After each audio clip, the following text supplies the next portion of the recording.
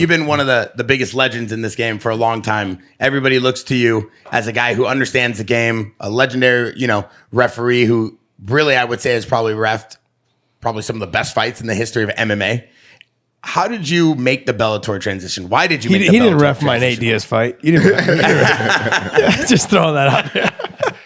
The truth of why I made the Bellator transition was I teach a course. I had a gym, and look, I'd been training for a long time, and I got fucked up. I had someone that just torqued my neck in a way that I ended up having. First, I had 2 discs replaced. They went in the front and took 2 discs, and it seemed to work for a while. And then I had this occur when I was grappling, and it just destroyed my neck. It crushed all the thorax nerves and stuff. And so I started going from Big John into what I am now, Medium John, in that I just started losing all muscle mass on one side. And I couldn't pick up. It got to the point I couldn't pick up my arm. And it was, I go to get it taken care of, and it flops from one side to the other 24 hours after I had the surgery.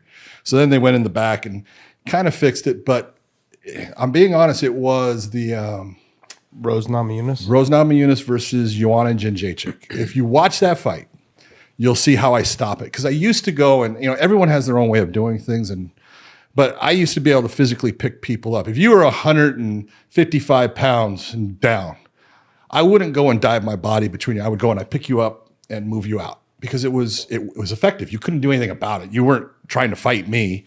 And as soon as my arm went around you, you were coming off of your feet, and I could move you where I wanted. And it just worked for me.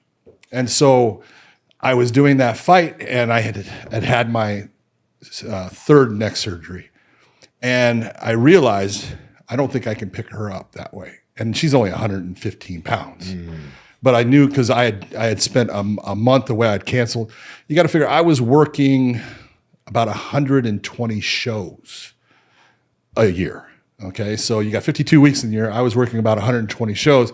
So all I would do is flying places, doing fights everywhere.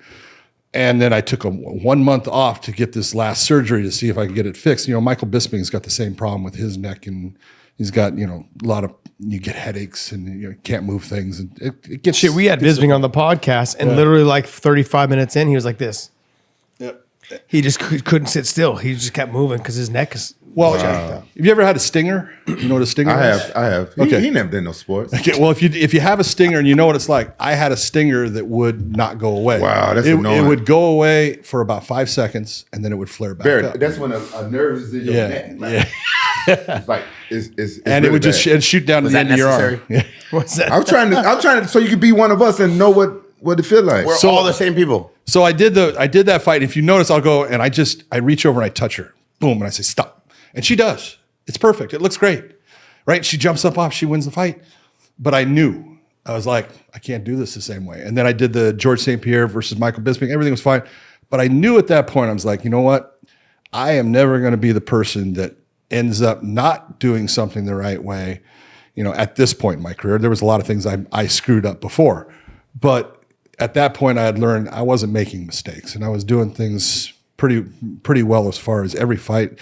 Anyone can complain because they have one person they like and they lose. But I was able to, get myself to where I was doing really well with everything. And I thought, I don't want to be the person that is told you need to retire. I want to be the one in control of it. I want to be the one saying, you know what, it was my decision. I left.